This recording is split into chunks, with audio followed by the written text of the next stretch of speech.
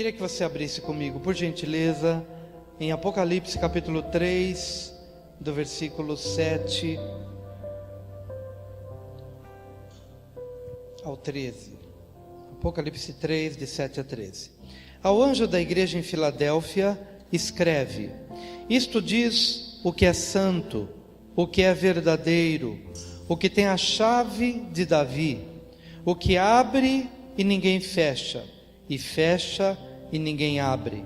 Conheço as tuas obras, eis que tenho posto diante de ti uma porta aberta, que ninguém pode fechar, que tens pouca força, entretanto guardaste a minha palavra e não negaste o meu nome. Eis que farei aos da sinagoga de Satanás, aos que se dizem judeus e não o são, mas mentem, eis que farei que venham e adorem prostrados aos teus pés, e saibam que eu te amo. Porquanto guardaste a palavra da minha perseverança, também eu te guardarei da hora da provação que há de vir sobre o mundo inteiro, para pôr à prova os que habitam sobre a terra. Venho sem demora, guarda o que tens, para que ninguém tome a tua coroa. A quem vencer, eu farei coluna no templo do meu Deus, donde jamais sairá, e escreverei sobre ele o nome do meu Deus, e o nome da cidade do meu Deus, a nova Jerusalém, que desce do céu, da parte do meu Deus, e também o meu novo nome. Quem tem ouvidos, ouça o que o Espírito diz às igrejas. Amém. Meus queridos, eu quero falar nessa manhã sobre a porta que Deus abre. Vamos dizer isso? A porta que Deus abre. Vamos falar mais uma vez isso, com o coração bem aberto. A porta que Deus abre. É sobre isso que o texto bíblico nos fala. Eu queria falar sobre 5 coisas acerca da porta que Deus abre. A primeira delas é que há um tempo de portas fechadas. Vamos dizer isso? Há um tempo de portas fechadas.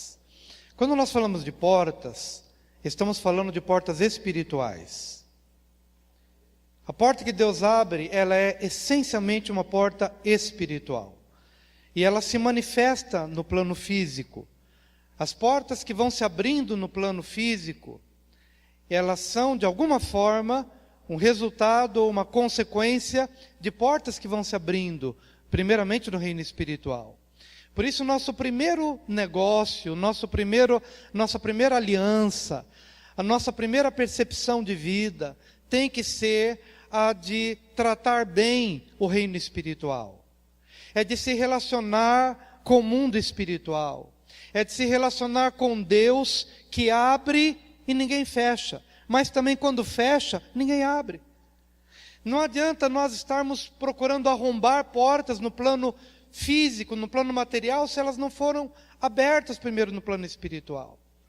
Por isso temos que compreender a nossa realidade de filhos de Deus, de pessoas que já se conectaram com um Deus que é Espírito, um Deus que estabeleceu leis espirituais para serem vividas, para serem experimentadas, de tal maneira então que essas portas possam ser uma sintonia de coração, possa haver um sincronismo de coração, de um coração aberto, de um coração espiritual, de um coração dependente de Deus, e por conta dessa dependência de relação com Deus, então Ele que tem a chave, vai abrir o que precisa ser aberto e vai fechar o que precisa ser fechado. Mas há um tempo de portas fechadas, e Deus permite portas fechadas. Quando nós encontramos a mensagem de Jesus à igreja de Filadélfia, Ele vai mencionar algumas frases que nos dão a entender que aquele povo só teve portas abertas depois, porque no tempo de portas fechadas, eles se mantiveram fiéis. Por isso, as portas fechadas que Deus permite que permaneçam fechadas por um determinado tempo, elas têm um propósito de sondar o nosso coração, de ver quem nós somos, de perceber as nossas obras, para onde estamos caminhando. Por exemplo, estou dizendo há um tempo de portas fechadas. Dentro deste ponto, o que o Senhor Jesus percebe na igreja de Filadélfia? Conheço as suas obras. Sei que você tem pouca força, mas guardou a minha palavra e não negou o meu nome. Essas 4 frases nos dão a entender claramente de que o Senhor permitiu na vida da igreja de Filadélfia, e entendo que quando o Senhor está dizendo igreja de Filadélfia, não é apenas para um grupo, Ele está exaltando uma qualidade de vida cristã.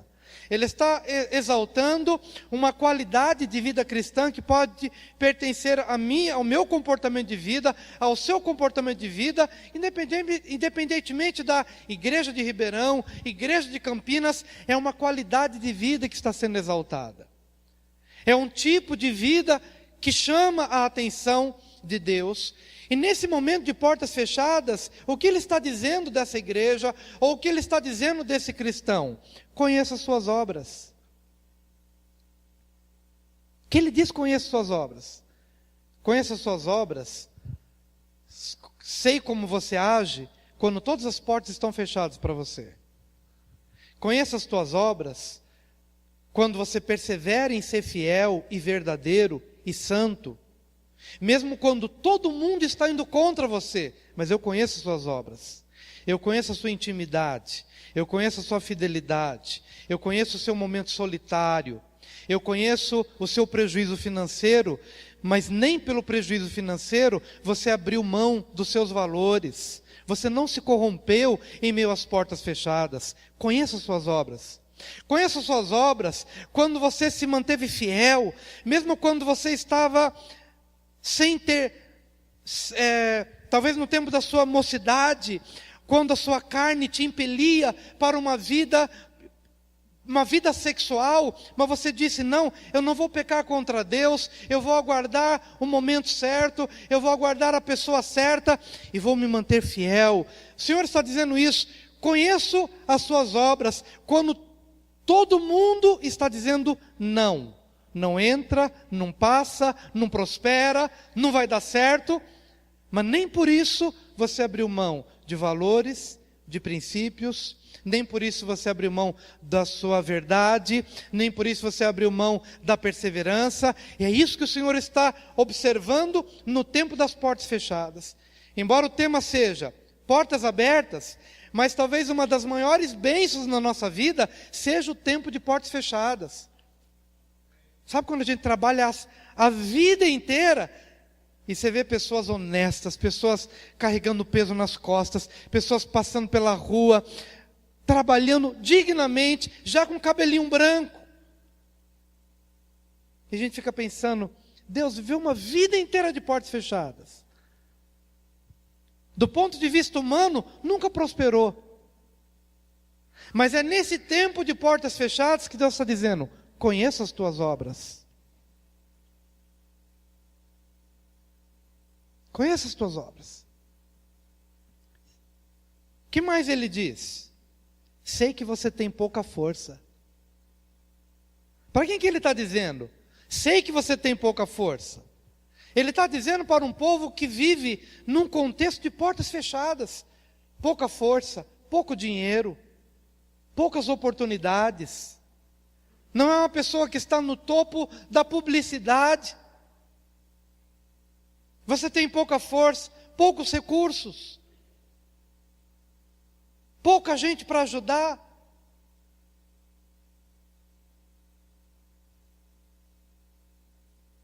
Parece mesmo aquele pequenino rebanho para quem o Senhor disse, não temais, ó pequenino rebanho, porque ao Pai agradou dar-vos o reino.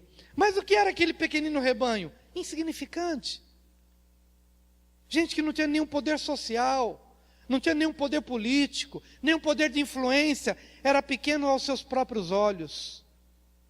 E às vezes é assim que a gente se sente, profissionalmente, ministerialmente, é assim que a gente se sente como família. Sei que você tem pouca força, mas meu amado, a maior bênção, talvez seja o tempo de pequenina força. Porque é nesse tempo de obscuridade, talvez, do ponto de vista humano. Mas você não é desconhecido diante de Deus. Deus sabe o quanto você faz com dignidade o seu trabalho.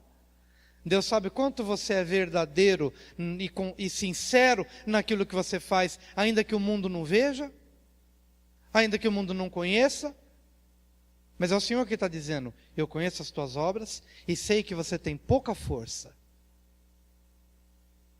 Mas em meio a essas portas fechadas, quais são as virtudes que você manifestou? Mas guardou a minha palavra. Você não negociou valores, você não negociou princípios, você não negociou o que você cria, você não negociou seus fundamentos. É isso que ele está dizendo. Mas guardou a minha palavra. E não negou o meu nome. Você não teve vergonha de dizer: olha, desculpa, eu não posso aceitar a sua proposta, porque eu tenho um nome a zelar. E não é o nome de Wilson, é o nome de Jesus, que eu levo comigo. Guardou meu nome. Tudo bem, a proposta é milionária, mas eu não posso aceitar. É extremamente vantajosa, mas eu não posso aceitar nesses termos, porque os seus termos não honram os termos do nome que eu levo. Então, talvez isso poderia resolver minha vida por toda a vida e até a 4ª geração. Mas, desculpa, procura uma outra pessoa. Não serve para mim, não se encaixa comigo, porque eu levo um nome. É mais ou menos disso que o Senhor está dizendo quando Ele olha para a igreja de Filadélfia. Você não negocia valores, não negocia princípios, você sabe que você leva um nome, você não negou o nome, você perseverou diante das tentações. Eu vejo muita gente hoje dizendo: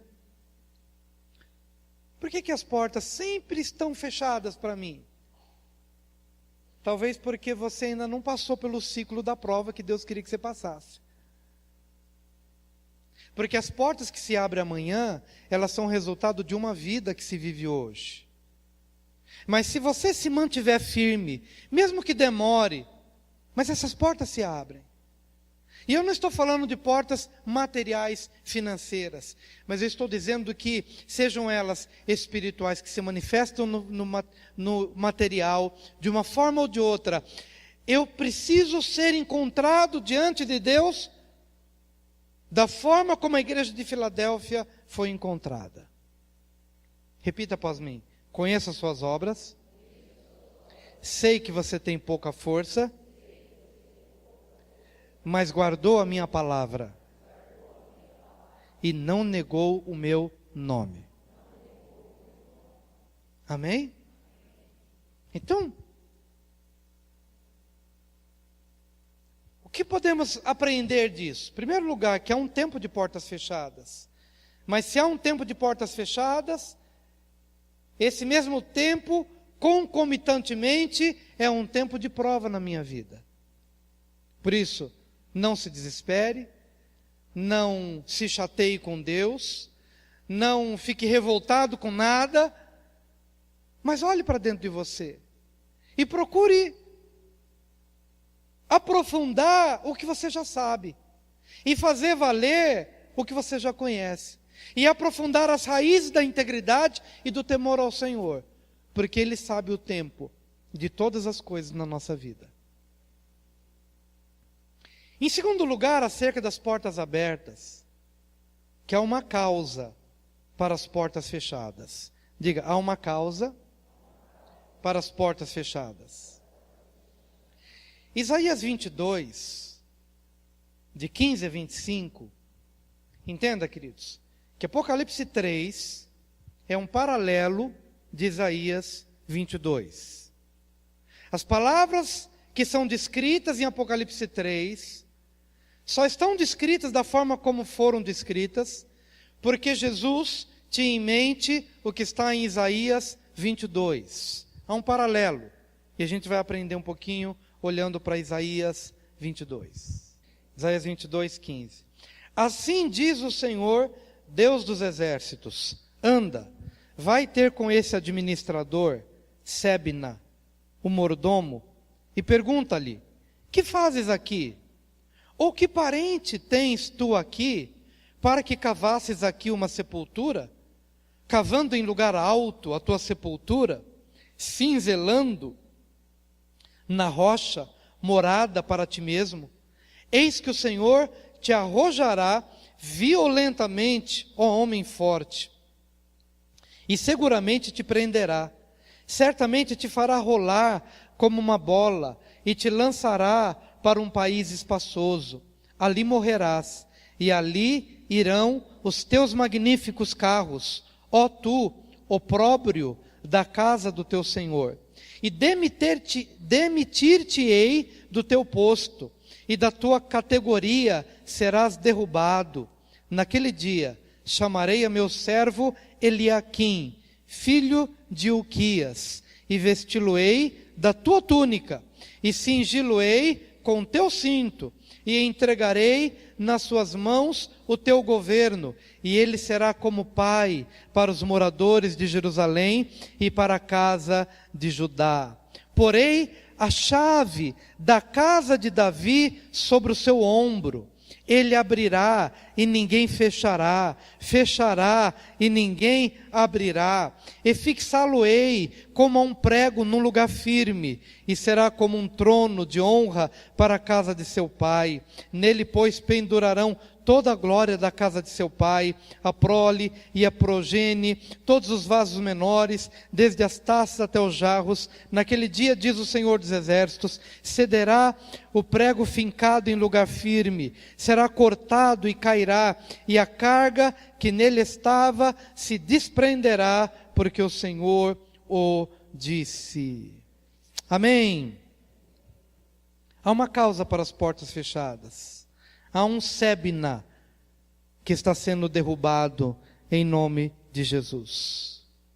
Quem que é este Sebna? Era um tesoureiro. Era alguém abaixo do rei. Era um falso judeu. Era alguém que oprimia o povo. E sendo este homem ímpio, tendo recebido autoridade, usou da autoridade que ele tinha para fechar a porta para as pessoas. E alguém vai dizer, mas por que Deus permitiu? Porque Deus usa um determinado Sebna por um determinado tempo, que não tem os valores de Deus, para provar o coração do fiel. Olhe para a nação brasileira hoje. Olha que coisa mais bagunçada nos últimos anos. Espiritualmente falando, o que está acontecendo, queridos? O espírito de Sebna, que é o espírito de uma autoridade, mas que fecha as portas. Olha para a Venezuela, há alguns anos atrás, pelo petróleo,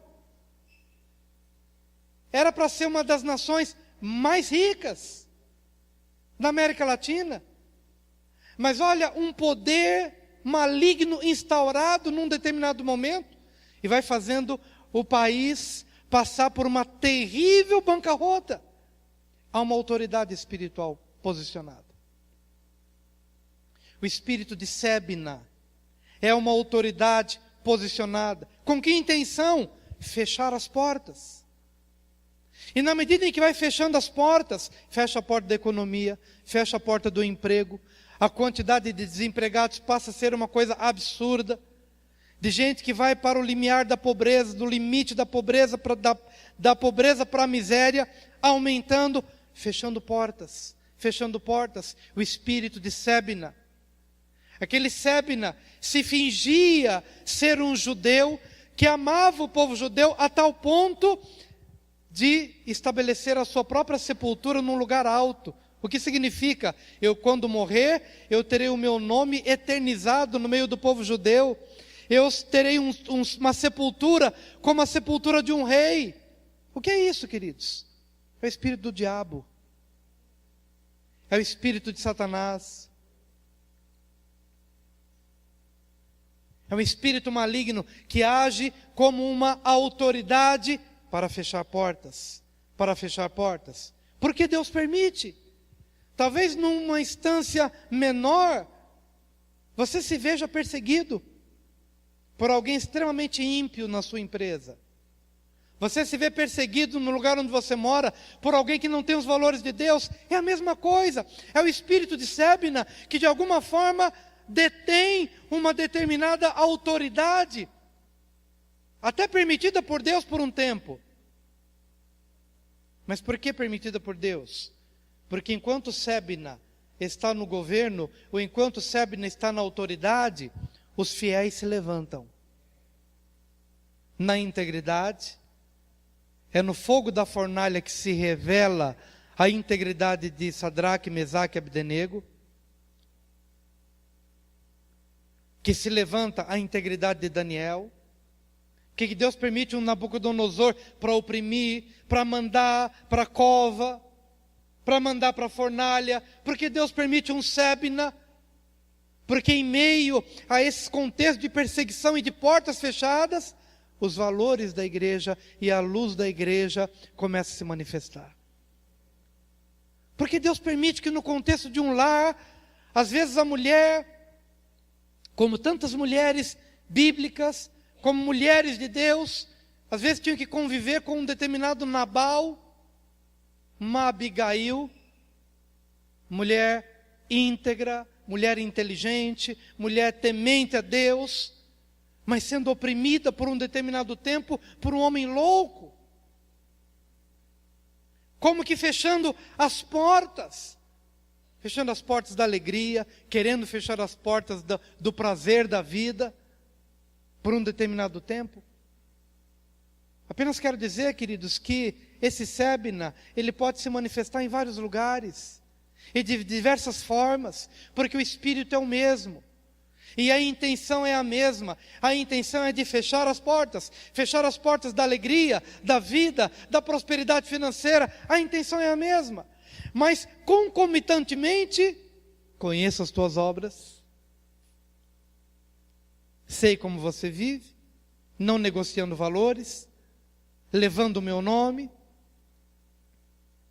Mas entenda, queridos, que há uma causa para as portas fechadas. E essa causa é a presença de Sébina. E quem sabe hoje você comece a entender que a sua vitória ela se manifesta no reino espiritual. Quem sabe hoje você não se sinta estimulado pela palavra de Deus para entrar e clamar pela queda de Sébina, a fim de que venha Eliaquim. Quem foi o Eliaquim? Foi alguém do meio do povo, que viveu na sua integridade, para quem o Senhor estava dizendo: conheço as tuas obras, Eliaquim. Sei que você tem pouca força, Eliaquim, mas eu sei que você guardou a minha palavra, Eliaquim, e não negou o meu nome. Então, Eliaquim, eu te colocarei no lugar de Sébina, e Sébina ficará debaixo dos seus pés. Da mesma forma que Sébina é um tipo de Satanás, Eliaquim é o tipo de Cristo. E é por isso que em Isaías 22, aquilo que estava acontecendo no plano material, um Sébina de carne e osso, um Eliaquim de carne e osso, chega o Novo Testamento, na carta a essa igreja de Filadélfia, o Eliaquim é Cristo. Eu sou aquele que tem a chave de Davi, que abre e ninguém fecha, e fecha e ninguém abre. Porque foi isso que Deus disse a Eliaquim em Isaías 22. Olha o que diz o versículo 20. Naquele dia, Isaías 22, 20. Naquele dia chamarei a meu servo Eliaquim, filho de Hilquias, e vesti-lo-ei da tua túnica, e cingi-lo-ei com o teu cinto, e entregarei nas suas mãos o teu governo, e ele será como pai para os moradores de Jerusalém e para a casa de Judá. Porei a chave da casa de Davi sobre o seu ombro. Ele abrirá e ninguém fechará, fechará e ninguém abrirá. Posso ouvir um amém? Mas amém.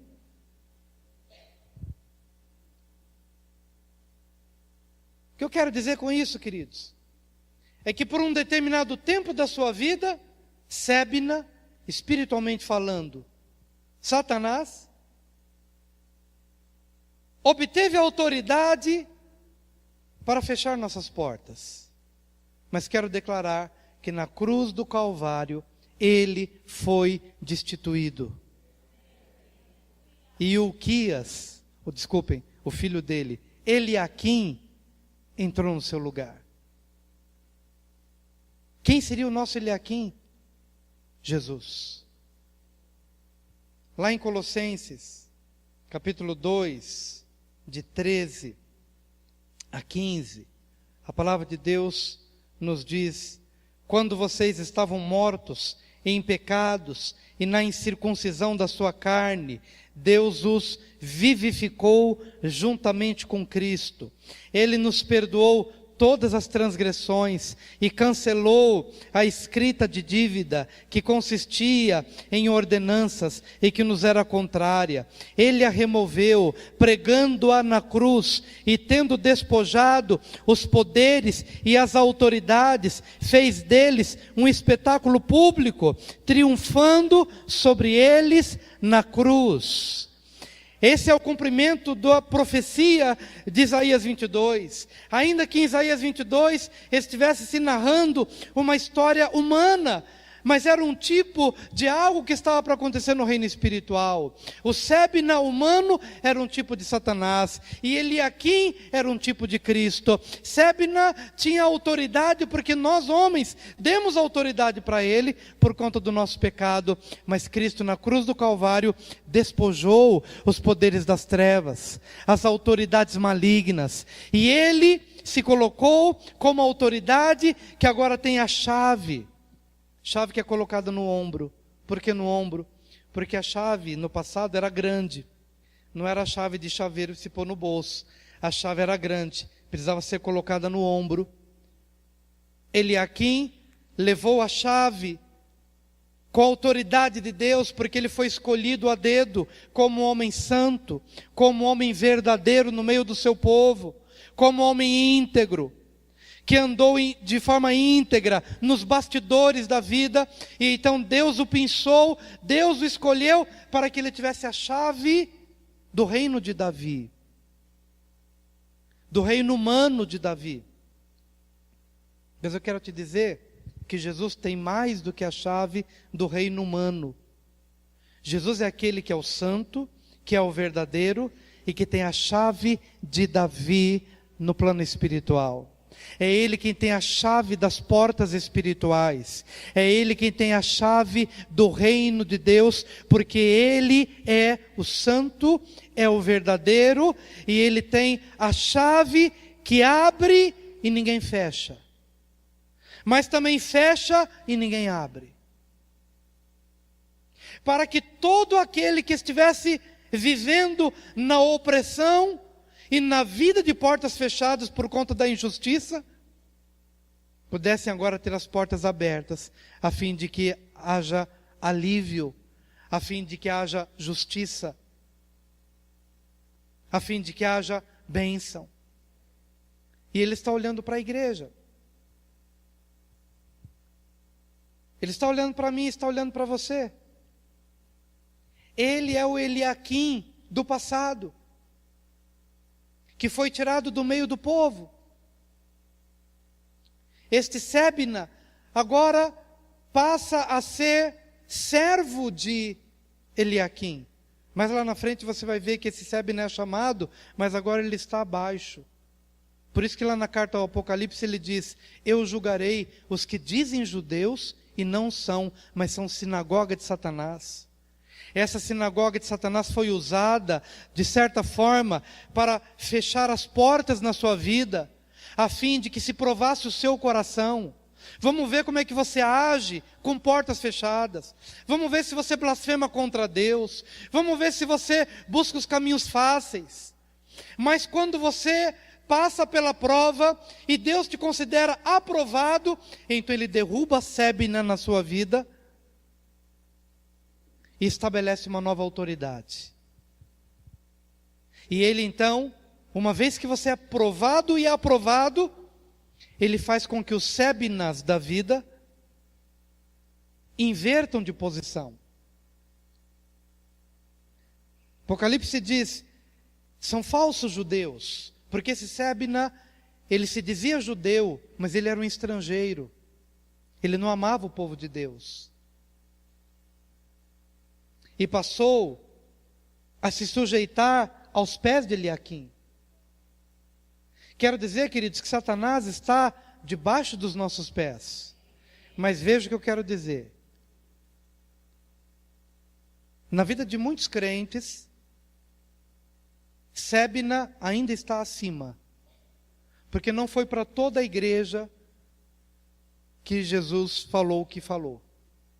Mas foi para a igreja aprovada. Talvez eu esteja falando aqui para pessoas que já estão se posicionando acima de sébina, porque Deus fez isso. Deus quebrou o jugo de sébina e o colocou abaixo dos seus pés por causa da tua santidade, por causa da tua integridade, por causa do teu temor ao Senhor, da sua vida com Deus. Mas outros, infelizmente, ainda estão com essa posição não oficializada, não sendo ainda uma realidade na sua vida. Precisa haver uma mudança. Precisa haver uma conversão genuína.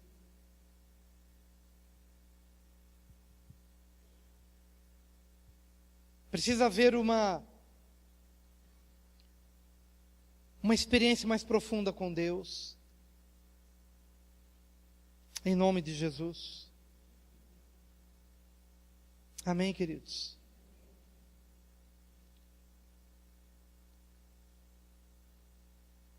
Quero te dizer nessa manhã que há um tempo de portas fechadas. Diga, há um tempo de portas fechadas.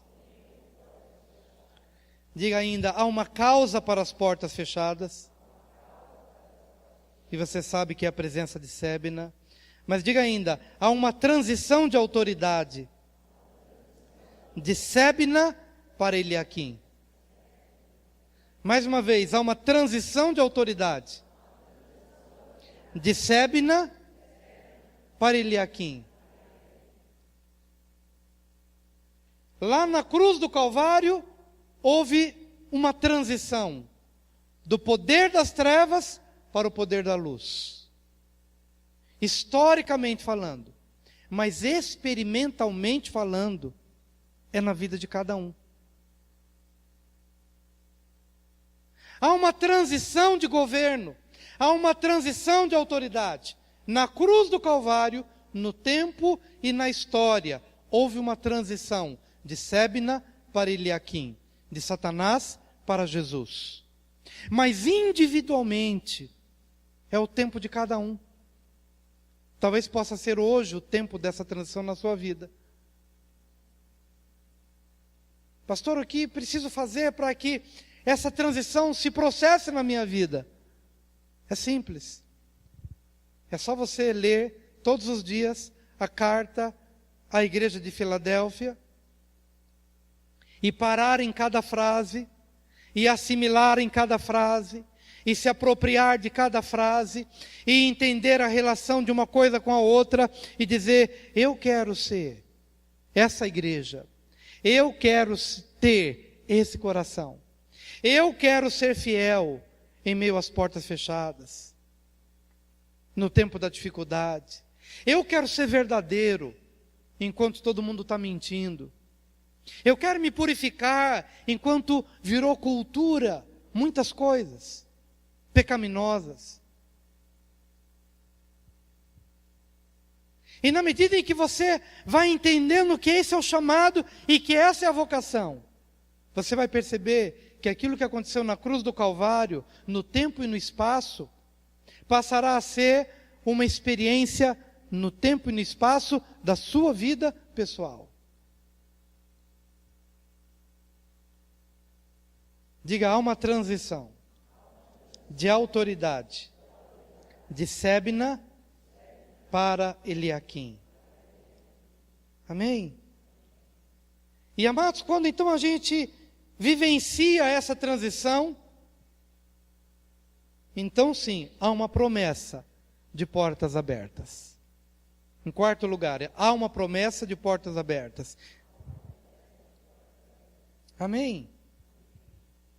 Eliaquim possui a chave do reino de Davi. Cristo possui a chave do reino de Deus. E essa chave do reino de Deus, Ele entregou à igreja. Mateus 16, versículo 19, diz assim: eu lhe darei as chaves do reino dos céus. O que você ligar na terra, terá sido ligado nos céus. E o que você desligar na terra, terá sido desligado nos céus. Eliaquim tinha a chave do reino de Davi. Jesus tem a chave do reino dos céus. E Ele entregou essa chave à igreja. Você está feliz por isso? Eu estou feliz por isso. Sabe por que eu fico feliz?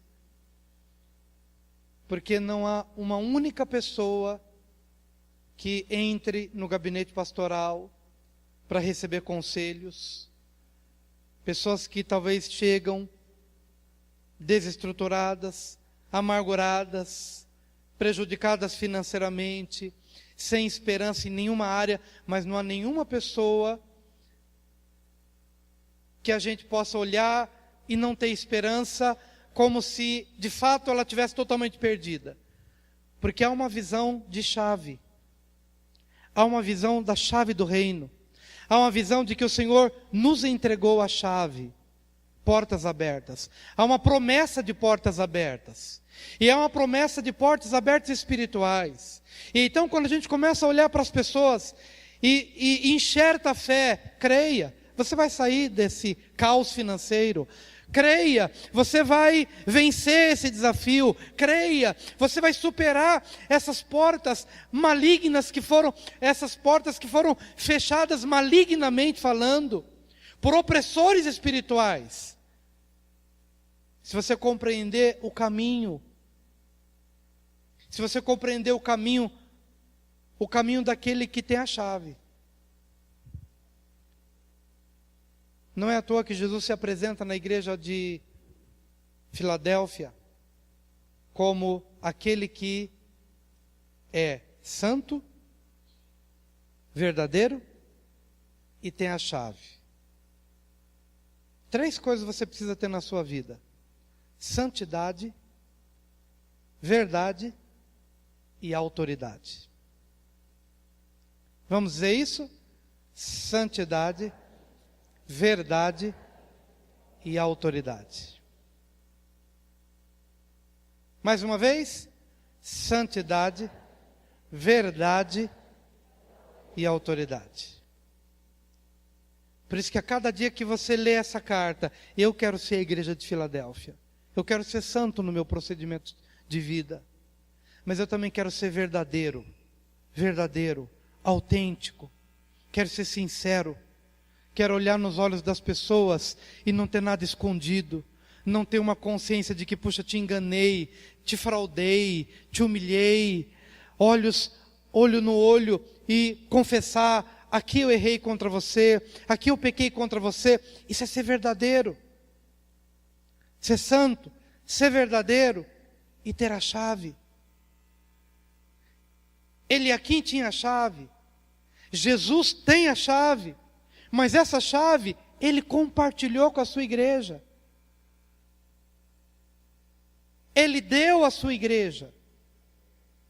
Lá em Mateus 16, Eis que eu vos dou a chave do reino dos céus, mais do que a chave da casa de Davi. É de um reino imensurável, glorioso. Te dou a chave.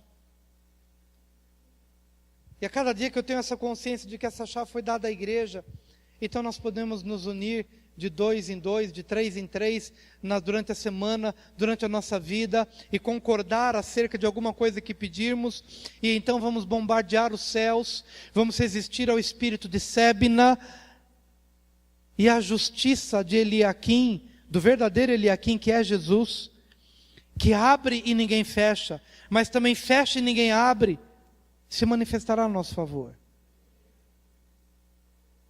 Nós temos a chave. É uma promessa de portas abertas. Eu lhe darei as chaves do reino dos céus, e o que você ligar na terra terá sido ligado nos céus, e o que você desligar na terra terá sido desligado nos céus. Mas a última coisa que eu quero compartilhar aqui é que há uma condição para a manutenção das portas abertas. Apocalipse 3:11. Retenha o que você tem, para que ninguém tome a sua coroa. Repita após mim. Retenha o que você tem, para que ninguém tome a sua coroa. Eu falei que Jesus se revelou à igreja de Filadélfia. Eu falei não, a Bíblia diz que ele se revelou à igreja de Filadélfia com santidade, com verdade e com autoridade. A coroa é representada pela autoridade, ou a autoridade é representada pela coroa. Guarda o que tens, para que ninguém tome a tua coroa. O que rouba a nossa autoridade? A falta de santidade e a falta de verdade. Guarda o que tem. Quando eu disse, queridos, agora há pouco, que historicamente falando, houve uma transição de Sébina para Eliaquim. Historicamente falando, sim. Mas experimentalmente, precisa acontecer na minha vida. E quando vier a acontecer, e se já aconteceu, eu tenho um desafio. Qual é o desafio? Guarda o que tem. Guarda o que tem. Guarda o que tem. Cuidado com o que você vê. Cuidado com o que você toca. Cuidado com o que você ouve. Ande na presença de Deus. Entenda o que diz a oração do Pai Nosso. Oração que todos nós sabemos de cor, mas no finalzinho diz: não nos deixes cair em tentação, mas livra-nos do mal. Há sempre um alerta, há sempre uma vigilância. Por quê? Porque há uma coroa que eu preciso conservar. Há uma autoridade espiritual, e essa autoridade espiritual ela é invisível, mas ela é real. E se você quer compreender, queridos, que de fato Deus está abrindo portas, e porque Ele abre portas àqueles que andam em sintonia com o Espírito de santidade, em sintonia com o Espírito daquele que tem a chave, porque para ter a chave, eu preciso andar como aquele que me deu a chave, e o que me deu a chave é santo, então eu preciso ser santo. O que me entregou a chave é verdadeiro, então eu preciso ser verdadeiro. E o que me entregou a chave, tem a chave de Davi, e eu preciso conservar a minha autoridade. Deve haver uma sintonia de espírito, de intenção e de coração.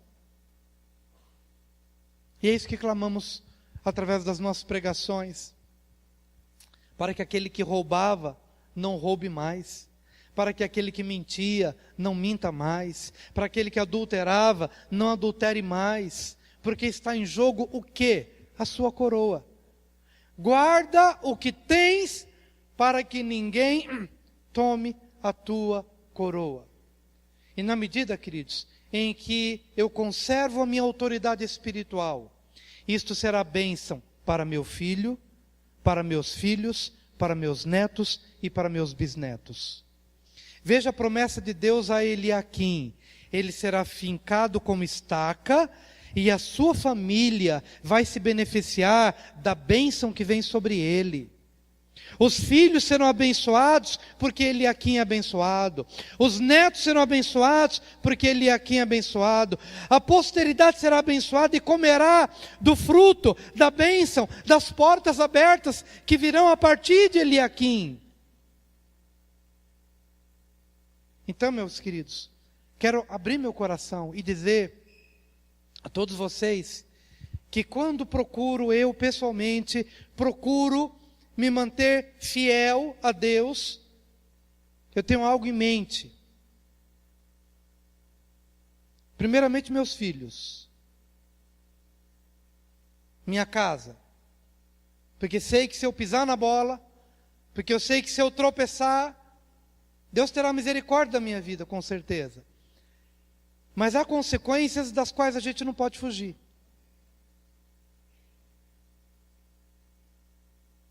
Deus quer que eu tenha uma vida tranquila, em paz, e que meus filhos sejam abençoados. Então, quando oro e busco, Deus, ajuda-me a não cair, a não tropeçar, a não ter um coração maligno, ajuda-me a andar na Tua presença. Quem vem à minha memória? Meus filhos. Porque eu quero ser essa estaca dita em Isaías 22, e eu quero ser a coluna, de onde não se retira da casa de Deus, lá em Apocalipse. É a mesma linguagem. Jesus está escrevendo o que ele viu em Isaías 22. E será fincado e não sairá mais de lá, e a posteridade será abençoada. Entende, queridos? Amém? Em quem eu penso? Nos meus filhos. Em quem eu penso? Na igreja. Penso em vocês, meus filhos espirituais, para que vocês sejam abençoados, para que não haja pedra de tropeço, não haja pedra de escândalo, porque quanta coisa ruim acontece quando a gente cai, quando a gente tropeça. Os que vêm atrás de nós vão tropeçando e se embolando também. Amém, queridos? Por isso, a última advertência: há uma condição para a manutenção das portas abertas. Retenha o que você tem, para que ninguém tome a sua coroa. Que nenhuma pessoa, que nenhuma circunstância, que nenhuma experiência roube a sua autoridade espiritual. Hoje estamos diante da mesa do Senhor. É um tempo de renovação dos nossos votos. O Senhor disse para a gente se autoexaminar. Examine-se, pois, a si mesmo, e então coma do pão e beba do cálice. Então é um tempo de autoexame. É um tempo de reflexão. Se estamos andando na santidade, se estamos andando na verdade, e se conservamos a autoridade espiritual. E então, a partir deste exame, cada um vai se examinar, se autoexaminar. E então, a partir do seu autoexame, coma do pão e beba do cálice, dependendo da conclusão a que você chegar no seu autoexame. Mas não deixa de ser um tempo para a gente parar e ouvir o que Deus está nos falando, o que Deus está nos dizendo. Eu penso que, tenho certeza, não apenas penso, mas eu tenho certeza de que Deus está santificando a sua igreja e está tornando a sua igreja verdadeira e está firmando a chave nas mãos daqueles que vão amadurecendo na fé. Sabe por quê? Porque essa nação precisa de nós hoje mais do que em qualquer outro tempo da sua história. A nossa nação precisa de pessoas santas e de pessoas verdadeiras que quando oram com autoridade, os céus se abrem. As portas se abrem. E então Deus vem em resposta à oração dessa igreja, santa, verdadeira e cheia de autoridade. Vem para sarar a economia, para devolver o emprego aos que estão desempregados, aos chefes de famílias que estão desesperados, e trazer dignidade à nação. Então você precisa se levantar hoje dessa forma. Mesmo que você seja um Eliaquim, tirado do meio do povo, insignificante a princípio. Mas Deus está dizendo para você hoje, conheça as tuas obras. Você é empresário, que quase está sendo engolido pelo mercado, mas não abriu mão dos seus valores. De ser verdadeiro e de ser santo. Conheça as tuas obras. E eu vou abrir uma porta que ninguém vai fechar. Por causa da tua verdade. E por causa da tua santidade. Queria chamar os auxiliares da ceia que se aproximem.